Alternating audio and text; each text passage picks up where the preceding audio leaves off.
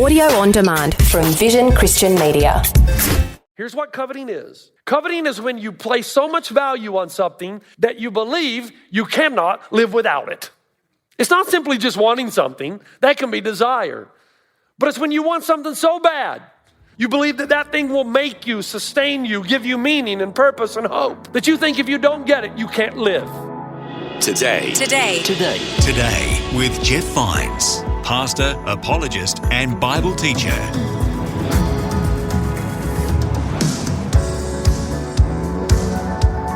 Hello, my name is Bill and welcome to Today with Jeff Vines.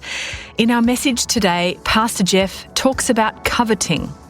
From his series called Ways to Freedom, Pastor Jeff is stepping through some of the 10 Commandments.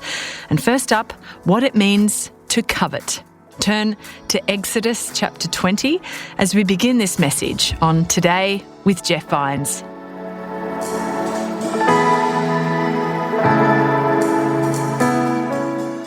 Exodus chapter 20. I'm going to read verse 2 and then verse 17. Don't worry, it'll be on the screen and I'll get back to it in a moment. And God spoke these words. I am the Lord your God who brought you out of Egypt, out of the land of slavery. You shall not covet your neighbor's house. You shall not covet your neighbor's wife, or his male or female servant, his ox or donkey, or anything that belongs to your neighbor. Now, you'll notice I started with the 10th commandment. That's not the first one. We're beginning a new series called Ways to Freedom. Now, how many of you have a Waze app? Anybody? I love this app. What man would not love to find out where he's going without having to stop and ask for directions? And I have the voice of a woman on my app. And I'll tell you why in a second. She reroutes me when traffic is backed up. I love that. She tells me about debris that's on the road. She tells you if there's a car that's on the shoulder to prevent you from having an accident. She tells you where to eat that's somewhere on the way to your ultimate destination. I mean, that's just fantastic. Actually, someone said that had the wise men been 3 wise women, they would have asked for directions, arrived on time, helped deliver the baby, cleaned the stable, made a casserole, and brought usable gifts. And I got to tell you, the voice on my app is a female voice. And I'm not sure why. I've tried to dissect that. Is it because I don't want another man telling me what to do? Or is it because I've grown accustomed to listening to the voice of my wife? In fact, for Christmas, she gave me a poster to put on my wall, and it's on my office door. It says, I only do what the voices inside my wife's head tell her to tell me to do. She gave me that for Christmas. So the bottom line with Ways is that you get to where you want to go without detours, delays. What man doesn't want that? Now listen carefully. What Ways is to driving, the 10 Commandments are to mankind and to every civilization. Let me say it again. What Ways is to driving, the 10 Commandments are to mankind and every civilization. If you want to arrive at your destination, aware of potential detours and dangers, enjoying the journey as best you can in this world, then you've got to listen to the voice of the ultimate app, the God app, who has chosen to reveal himself in his ways, W-A-Z-E, that ultimately lead to freedom. Now, wait a minute. To get the most out of this, we have to set the series up well. And the first thing we have to do is define, what do we mean by freedom? It is not the absence of restriction. That's not what freedom means. Because sometimes your freedoms are going to conflict. You've heard me talk about this before. You cannot eat whatever you want and live to be a grandfather. I'm going to be a grandfather soon. That's why I'm watching while I'm eating. I want to be around to enjoy my grandchildren. You can't ride your bike without a helmet and not break both your arms sooner or later. But the modern definition of freedom is the ability to do whatever you want. But that definition is unworkable because life doesn't work like that. You can't say, I want to live or I want a long and happy marriage, but I also want to sleep with whoever I want to. Those are mutually exclusive ideas. You can't say, I want a good job, without saying I'm going to restrict how much drinking and partying I do when I'm at college. You can't say I want good relationships without restricting your impulses and fantasies. You can't say I want to be a great athlete without restricting your diet and increasing your exercise. There are certain limitations that are part and parcel to the world, to your life. A livable, happy, fulfilling life includes accepting enormous constraints on your life. These are the harsh realities. You might say to yourself, well, but I choose. No, you don't. They choose you. They choose you. You must submit to them. But no one knows better than God then, if He's the creator of the world, how you can best navigate your life and get the most out of life, which is why He shows you the restrictions or the boundaries in which you are to live. And for a lot of us, we hear those two words together, boundaries, freedom, and we think those are mutually exclusive. Well, no, they're not. Let's go back to the old illustration of the sailboat. It's made to sail and to ride the wind. But you got one of two choices. You can experience the freedom of speed sailing only when you limit the boat to the proper depth of water and to face the wind in the right direction. If you violate the design, disintegration sets in almost immediately. If you try to take it into shallow water, or if you try to position the boat in relation to the wind in a way that it would cause it to capsize or to stall or stagnate or ultimately destroy it completely, you're not using the boat as it was intended to be used. If God made you, then He knows how you are intended to be used. Your body, your thoughts, your emotions, your desires, all of it. And you've heard me say this. I've said this as long as I can remember as I've been in ministry. Because someone said to me, I don't like a God who restricts me. And I've said, well, that's because you don't understand that God, when He gives law, doesn't give it arbitrarily. He gives it because He loves you. When I tell my son Delaney not to play in the middle of the street. Now, when I was a young kid, the middle of the street was the best place to play. We played wiffle ball in the street because it's flat, the ball rolls. Miss Stover's yard was the home run boundary into the corn. It was the perfect place to play. The problem is if you play in the middle of the road, sooner or later on a busy street, you're going to get hit by a car. So you've got to learn to see the law of God is not motivated to show you that He's the big bad cosmic boss. He gives it because He loves you so much. He doesn't want you to play in the middle of the street. But what we do is we play in the middle of the street and then complain to God when our life falls apart. God, how could you? Remember what we said last week of Psalm 103, as a father has compassion on his children, so the Lord has compassion on those who respect Him. So first, what is freedom? Before we go into this series, freedom then should be defined like this: submitting to boundaries given by God so as to not be trapped by that which diverts, destroys, or causes disintegration. Now second, why do we choose the Ten Commandments as the objective moral authority of how we should live? Why not some other ways, W-A-Z-E? Why the Ten Commandments? When Delaney, my son, was 12 years old, he saw my junior high yearbook. And without hesitation, he said, I'm guessing, Dad, that most of these people in here are dead.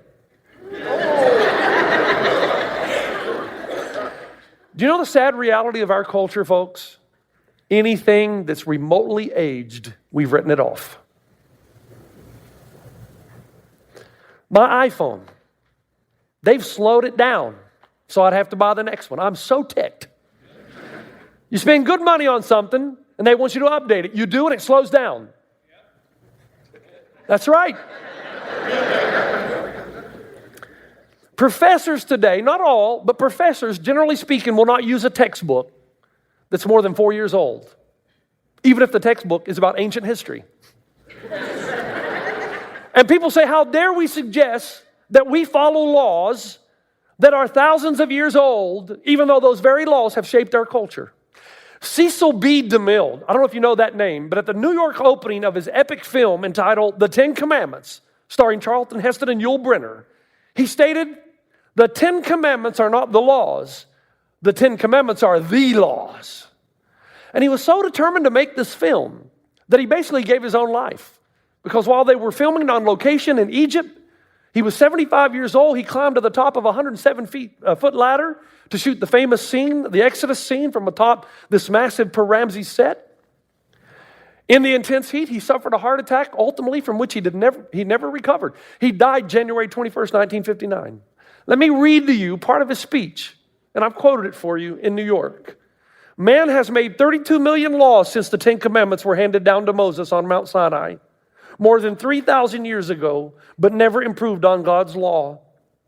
The Ten Commandments are the principles by which man may live with God and man may live with man.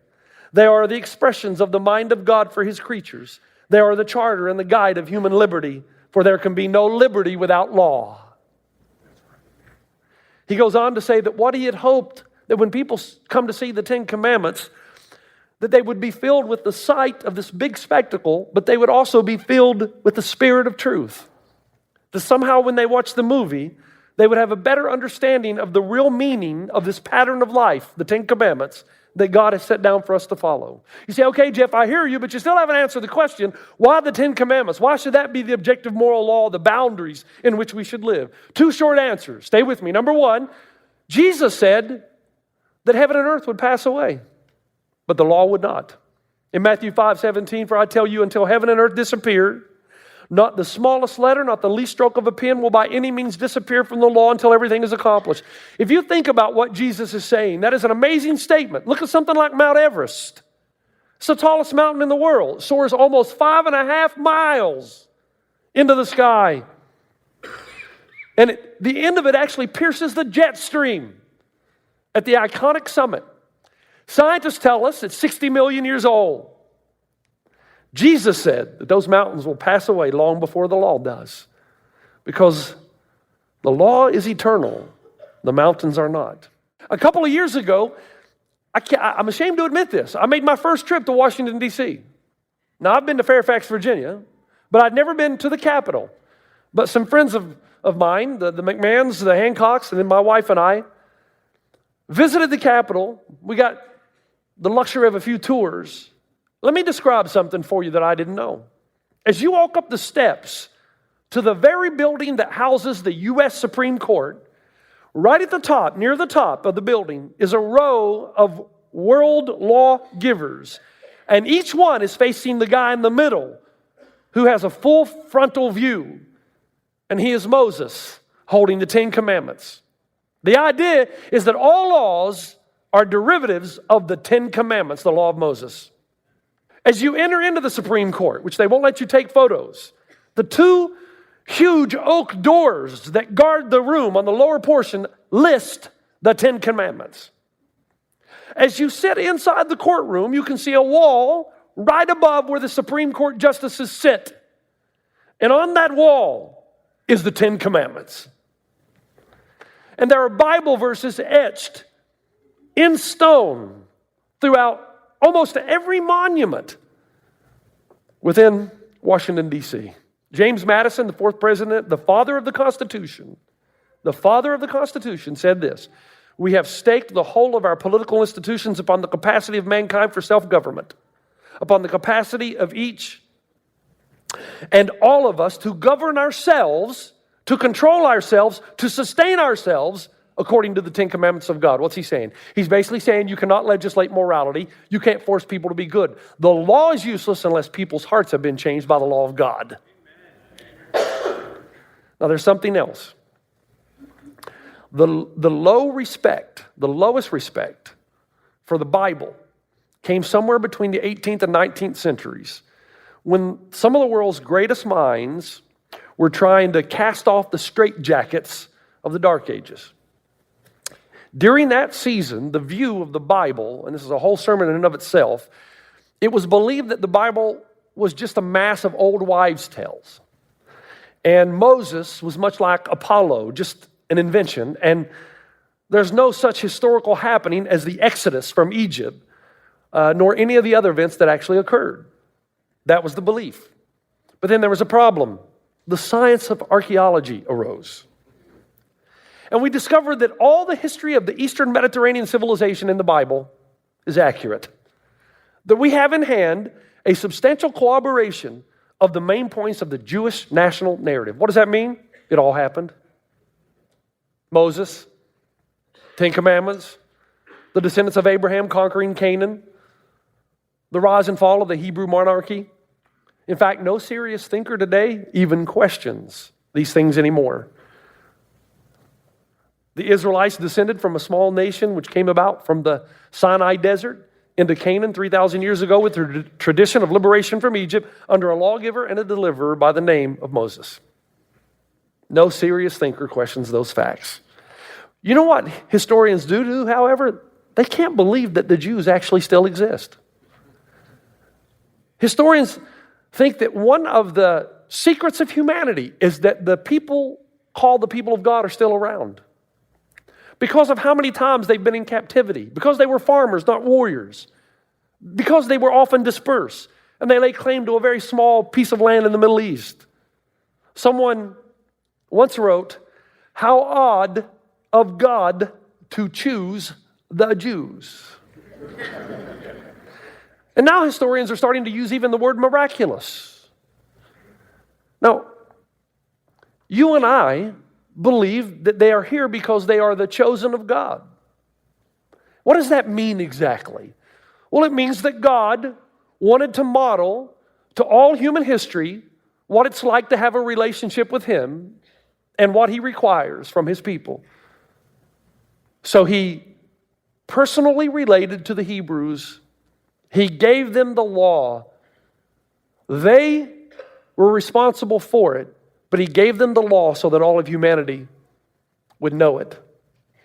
And here's what we do know by respected historians. When the Israelites followed the commands of the Ten Commandments, their nation and economy thrived. When they disobeyed, it began to unravel and dissipate. When they obeyed, God blessed. When they disobeyed, they began to unravel not only individually, but politically, economically, as a nation. Which brings us to the question, why do we keep the Ten Commandments? Why do we say that we should? Because we believe they're from God. We believe they are the way to peace and freedom. We believe that they prevent disintegration of the soul and counter things like anxiety and depression and many other mental illnesses. We believe that God has compassion on those who fear Him. We believe there's a connection between obedience and blessing. And finally, we believe that one day these Ten Commandments, these laws of God, will bring everlasting peace and will be the governing authority of the kingdom that is to come. Amen. So now, that's why we begin with the 10th commandment. Because the 10th commandment is really the first commandment put into psychological terms. The 10th commandment is really the first commandment put into psychological terms. What's the first commandment? You'll have no other gods before you. The second reason we start with the 10th commandment is it's a perfect example of what we say the commandments do. We believe they're the way to peace and freedom, that they will prevent disintegration of the soul, anxiety, depression, and many other mental illnesses. What does commandment 10 say? It says this: you shall not covet your neighbor's house. You shall not covet your neighbor's wife, or his male or female servants, or his ox, or his donkey, or anything that belongs to your neighbor. Now, folks, when we go through these commandments, I believe your eyes are going to be open to a lot of stuff. But you have to go in knowing they're not given arbitrarily. God loves you. You live within those confines. It's an incredible freedom. You get outside of them, they're going to destroy you from the inside out. We see that in people and in nations. So back to the sermon. What is coveting? And second, why does it restrict or trap or cause disintegration? What is coveting? And what do you mean, Pastor Jeff? That it's a psychological explanation of the first commandment. Have no other gods before you. Here's what coveting is. Coveting is when you place so much value on something that you believe you cannot live without it. It's not simply just wanting something. That can be desire. But it's when you want something so bad that you think if you don't get it, you can't live. You believe that that thing will make you, sustain you, give you meaning and purpose and hope. So that you say, I've got to get the girl. I've got to get the job. I got to get that house. I got to get that car. I got to get their respect. I got to get their approval. I've got to get that thing or I will die. At that moment, that thing becomes your God. And you've broken the first commandment as well. When if you don't have the career that you want, the marriage that you want, the money that you want, the sex that you want, the influence that you want, the peer approval, the love, your favorite sports team, if it doesn't win and you think you can't live, Whatever you think you can't live without, that depresses you so, whatever you start pursuing, that you pursue more than God, that you have to lie to yourself to tell you that you're not pursuing it more than God, but right now that thing's entering your mind, that becomes your God. Think about it. What is a false God? That which you worship. Worship is just a word that means ultimate worth. It's what you give ultimate worth to. So if you have to choose between the two, you choose this. For some of you, if you have to choose money and doing things ethically, which one are you going to choose? You're going to choose your God. That which you serve. What drives you? What causes you to get up in the morning? What are you passionate about? That's your God. That's what you serve. It's what you obey. Whatever it requires, you give it. And you attach your identity to it. I see this all the time, especially in us guys. You see them. They're walking around. I see them at the golf course mostly. They're walking around, all the right equipment, all the right clothing, driving the right car, got their chin up in the air, and basically their identity and significance is tied to what other people think about them. So they spend their entire life trying to prove to everybody how much money they have and how much stuff they have, and that's where they get their approval. It's not only the wealthy that do that. We all do that. Stay with me, please. Psychologically, idols are the things that give you meaning and significance. You attach yourself to them in an illegitimate fashion, psychologically. Sociologically, idols are the things that give you credibility. The things that you think you have or that you try to possess that will then cause you to be valued and adored by the people that you respect. But there's also theological idolatry. And that's when you feel accepted in the eyes of God because of how good you are, or how much Bible you know, or how many weekends a year that you offer in service for the poor. So first, what is coveting? It's pursuing something more than you pursue God in hopes that it can deliver something that only God can deliver. Everybody has a life's lie. Everybody has a life's lie. What's your life's lie? Here's your life's lie. It's the thing that you think if you get it, everything's going to be fine now. That's your life's lie. Everybody in the room has one. I do, you do, we do. In the human flesh, we fight against it. You've been listening to Today with Jeff Vines. Thanks for joining us. Next time, we'll bring you the rest of this message from Pastor Jeff. If I can just change my things, man, then life will be good. The problem is you're the ultimate narcissist and you're leaving carnage wherever you go. Or two, you can blame yourself. You can blame yourself to an unhealthy degree. So, I'm not saying it's not good to look inside and see what's going on. The problem is, if you blame yourself, you start looking around at all the press releases and you start believing the good about everybody else. You can listen to more messages like this. Just search for Today with Jeff Vines wherever you get your podcasts. You make me wanna dance and sing with every single breath I breathe. I will bring this offering. You are my wonder, you with the wonder. Today with Jeff Vines. Thanks for taking time to listen to this audio on demand from Vision Christian Media. To find out more about us, go to vision.org.au.